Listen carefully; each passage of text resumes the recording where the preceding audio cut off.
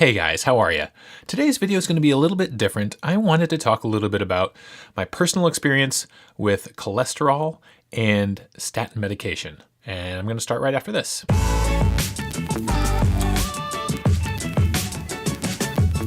Hey guys, welcome to AD Keto. My name is Aaron. This is the channel where we talk about the ketogenic diet. I do some keto food vlogs, talk a little bit about keto science, and do some keto recipes. If this is your first time here, please consider subscribing. And if you do, be sure to click the bell icon so you get a notification whenever I upload new content. All right, guys, so this is a video that's been a long time coming. I have wanted to do this video for a while.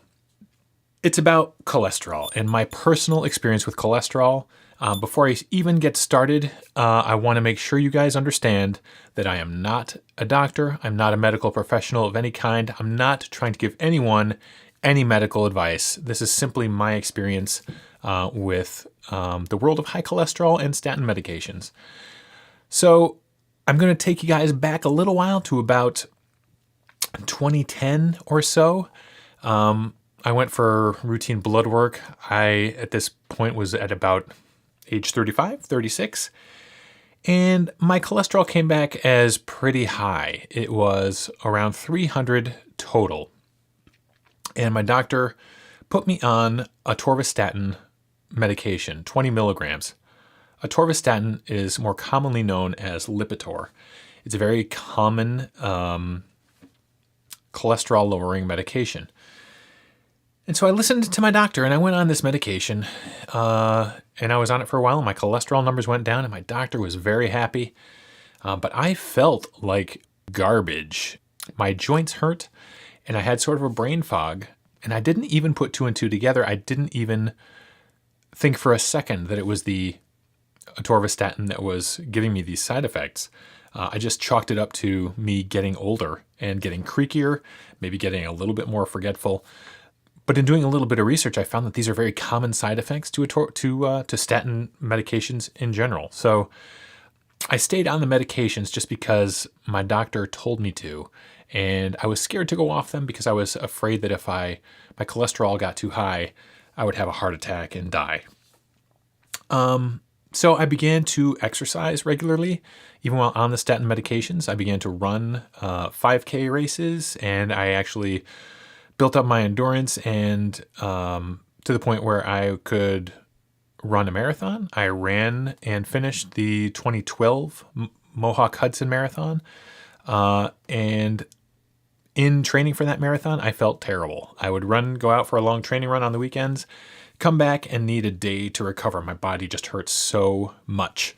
And it bummed me out because I really enjoyed running. So I yo-yoed with my weight for a little while. After this marathon, I sort of started eating poorly, ate a lot of, frozen pizzas and just made bad choices. But my cholesterol kind of stayed in that normal range because I was still on the atorvastatin. And then in early 2017, I sort of had enough yo-yoing and I decided to start keto. I found keto through a friend at work and tried it for a little while. And within a week, was in love with it because I felt amazing, better than I had in a long time. Didn't really have much of the keto flu, maybe a few days. And then I think the fourth day after I started keto, I can remember waking up and feeling like something was different. Wasn't hungry, had a lot of energy, was becoming fat adapted. So I decided to stay with it. And I also decided to drop my statin medication.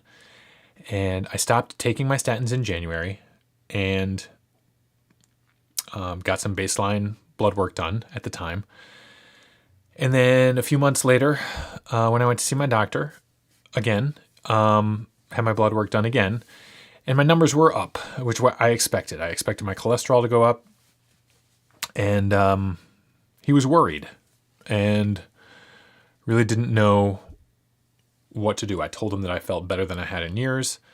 He wanted me to go back on the statin meds. I did not agree, did not go back on them. He said, let's give it a few more months and see how you're doing then. A few more months went by and I lost a grand total from January until about July. I'd lost 50 something pounds. which he was thrilled about. And at this time, when I got my lipids done, I got what's called an NMR lipid profile. And NMR stands for nuclear magnetic resonance.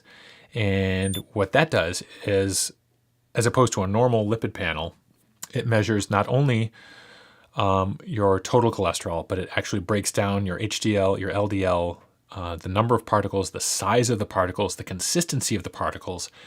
It's much more information that gives you a lot clearer picture of what's going on with your lipids. And every single marker on my NMR outside of my LDL was sparkling. Best numbers I'd ever had. My triglycerides were super low. My HDL was up. All the ratios of HDL to total cholesterol looked good. HDL to triglycerides looked fantastic. The one number that was still super high, even higher, was my LDL. It was up near 300. My GP didn't really know what to make of that, so he sent me to a cardiologist. And the cardiologist ran some tests on me, did an echo, not an echocardiogram.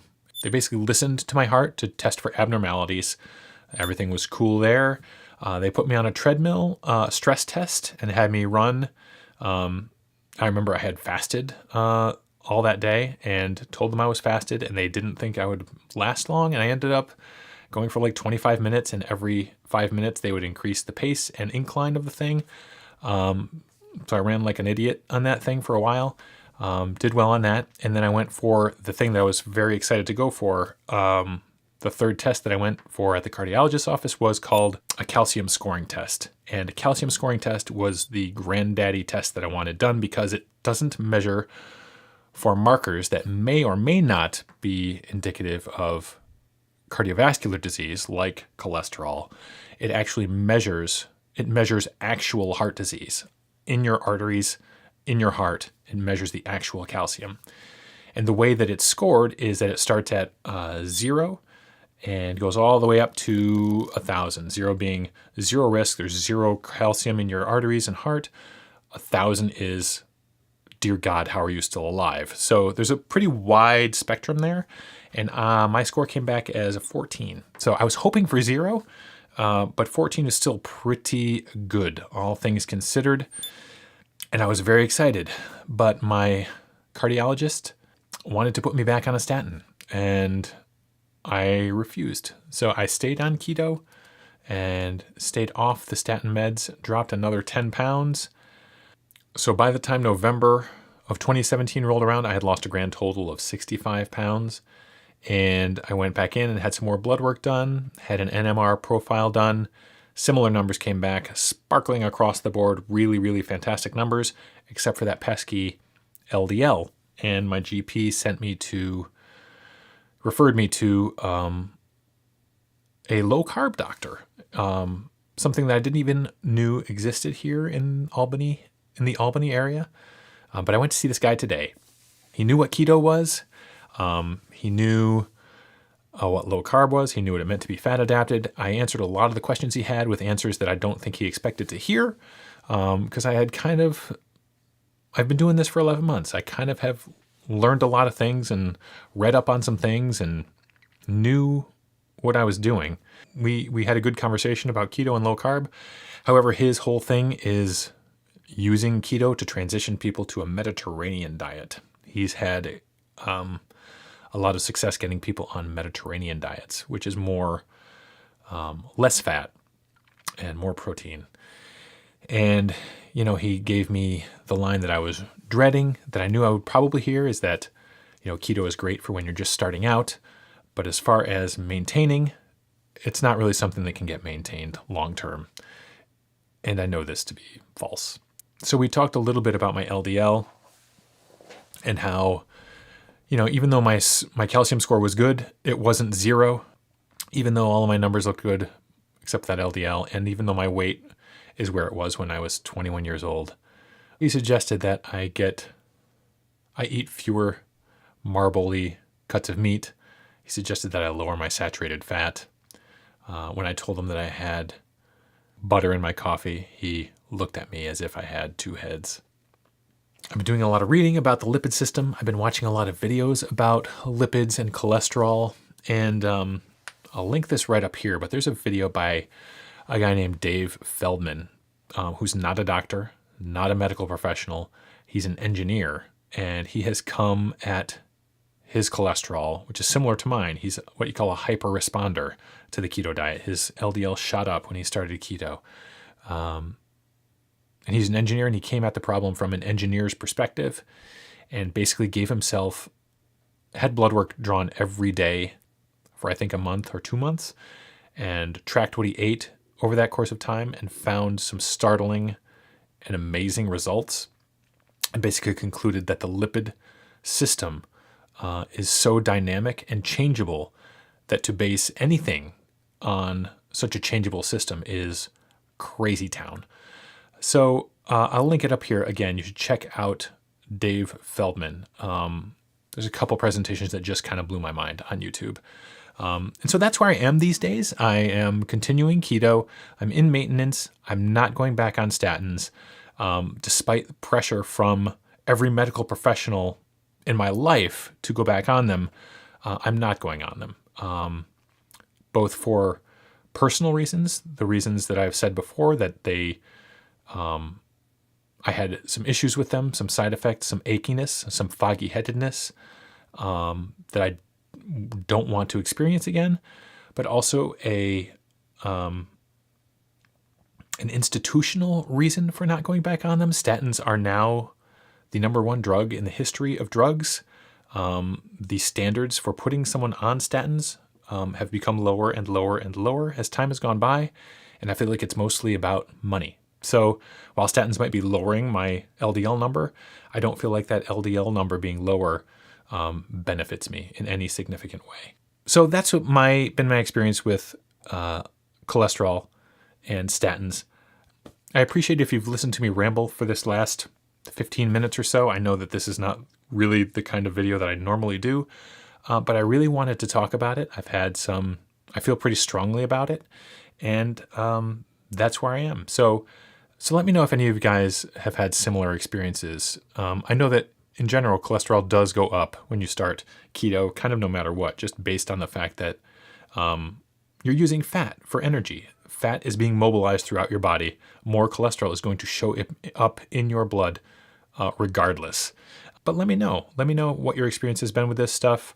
I'd love to hear from you and love to chat about it. It's something that I really needed to talk about, and I hope it benefits somebody, or I hope somebody can identify with it.